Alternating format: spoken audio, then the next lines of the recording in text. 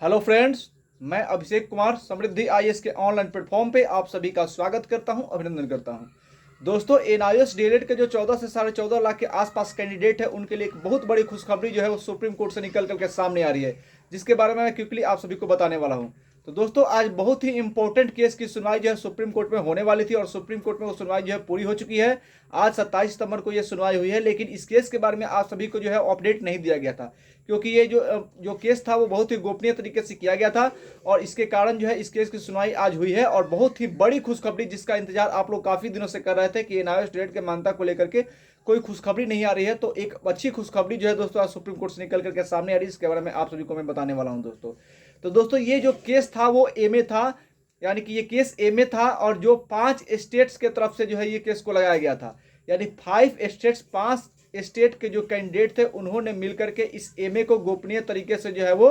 Supreme court में लगाया था। और इस केस की जो है सुनवाई आज पूरी हुई है और वहीं से जो है एक अच्छी खबर निकल करके जो है वो सामने आ रही है। जो आप चाहते थे या वही जो है वो फाइनली हुआ, यानी फाइनली वही हुआ जो आप चाहते थे। यानी कि आप चाहते थे कि जो मामला है आप लोग का ये कोर्ट में है और इस दौरान जो है बहुत सारी शिक्षक भर्ती आ रही है जो आपके यहाँ से निकलती जा रही है, तो कम से कम आपको जो है वो इन शिक्षक भर्ती में बैठने का मौका दिया जाए। तो दोस्तों, इस बात को जो है वो सुना गया है। आज देखते हैं कि जज ने इसको लेकर क्या बताया है, इसके बारे में हम दोस्तों आगे जो है आप सभी को बताने वाले हैं। तो आज की जो केस थी दोस्तों, इसकी सुनवाई जस्टिस गवाई और जस्टिस केवी विश्वनाथन के बेंच में जो है वो होने वाली थी। आप सभी को बता दूं कि जस्टिस गवाई ही वो जज थे जिन्होंने एनआईएएस डीएलएड को मान्यता को जो है वो खारिज किया था, रद्द किया था। हालांकि आज जो है वो जस्टिस गवाई का रुख इस केस को लेकर के बहुत ही सॉफ्ट था और बहुत ही पॉजिटिव चीजें जो है उन्होंने कही।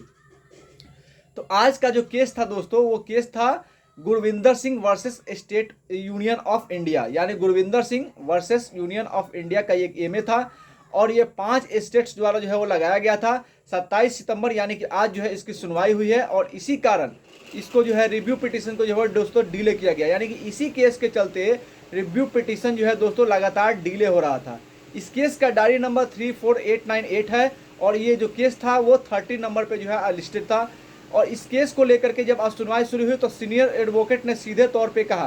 कि आपको जो है कम से कम इन लोगों को, यानी एनआईएएस डीएलएड कैंडिडेट को जो शिक्षक भर्ती हो रही है उसमें बैठने का मौका दिया जाए। पहले मैं एक चीज़ और बता दूं कि जो 5 स्टेट्स थे जिनके अभ्यर्थियों ने गोपनीय तरीके से इस केस को किया था, वो 5 स्टेट्स कौन कौन से हैं? पंजाब, उड़ीसा, असम, बंगाल और बिहार के जो कैंडिडेट थे उन्हीं ने गोपनीय तरीके से इस केस को जो है दाखिल किया था, जिसकी सुनवाई जो है आज हुई है।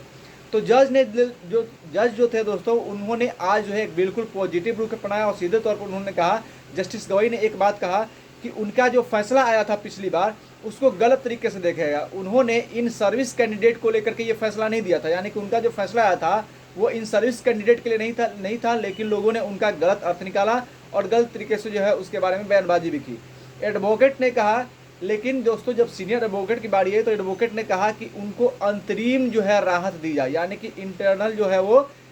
उनको राहत दी जाए, इसके लिए उन्होंने मांग की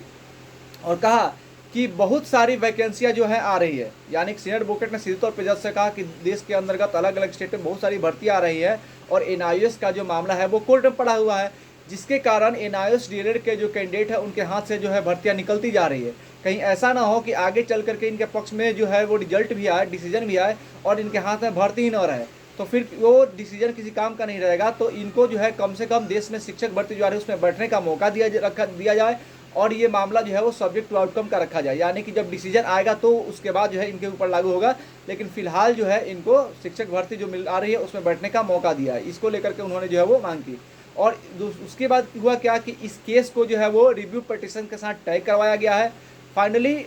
क्या हुआ है, जज ने क्या डिसीजन दिया, क्या कही कहा है, ये कोर्ट ऑर्डर आएगा तो पता चलेगा। लेकिन सभी राज्यों को अंतरिम राहत देने के लिए, यानी सभी राज्यों को अंतिम राहत को लेकर के जो है वो नोटिस जारी कर दिया गया है। और जस्टिस गवाई जो है, जिस प्रकार से जस्टिस गवाई का रुख था